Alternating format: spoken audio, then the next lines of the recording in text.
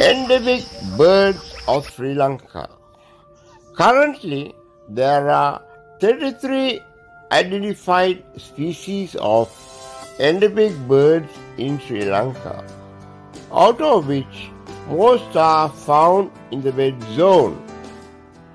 The months of November through to April are considered the best months of the year to spot most of these endemics. The Kitulgala and Singaraja forest reserves in the lowlands are amongst the top spots to view a majority of these endemics. Horton Plains National Park in the hills is the best place to catch the endemic that enjoy the life at altitude.